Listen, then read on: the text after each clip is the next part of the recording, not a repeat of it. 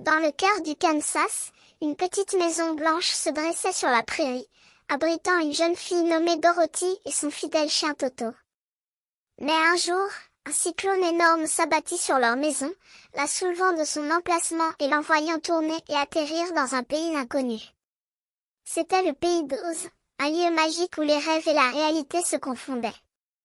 La bonne sorcière du Nord, qui avait vu Dorothy arriver, la salua avec chaleur. Mais la méchante sorcière de l'Est, qui avait perdu ses pantoufles de rubis magiques, s'était dressée contre les nouveaux venus. La bonne sorcière du Nord les protégea et leur recommanda de suivre la route de briques jaunes jusqu'à la cité d'Émeraude, où le magicien d'Oz pourrait les aider. Dorothy et Toto s'engagèrent donc dans leur quête, rencontrant sur leur route un épouvantail qui souhaitait avoir un cerveau pour réfléchir, un bûcheron en fer blanc qui cherchait un cœur pour ressentir, et un lion peureux qui voulait acquérir le courage de riposter. Les 4 compagnons se lièrent d'amitié et poursuivirent leur chemin ensemble.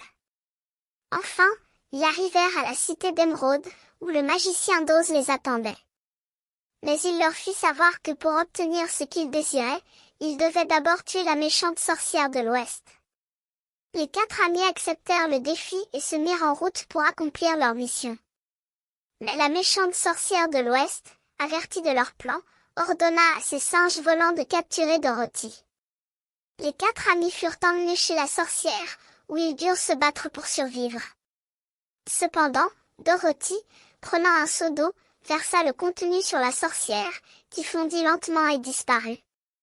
Les 4 amis retournèrent au palais d'Oz, où le magicien d'Oz les attendait. Mais, à leur grande surprise, il se révéla être un simple homme, non un magicien. Il s'excusa et offrit à ses amis des cadeaux, un cerveau fait d'épingles et d'aiguilles à l'épouvantail, un cœur en soie à Woodman, une potion magique qui apportait du courage au lion peureux, et le secret pour permettre à Dorothy de rentrer chez elle.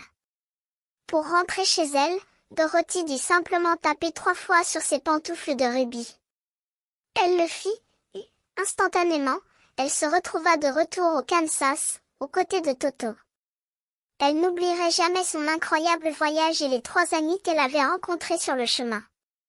Et ainsi, la légende de Dorothy et ses amis, qui avaient traversé les enchants d'Oz pour trouver leur chemin et découvrir leur cœur, fut écrite dans le livre des temps.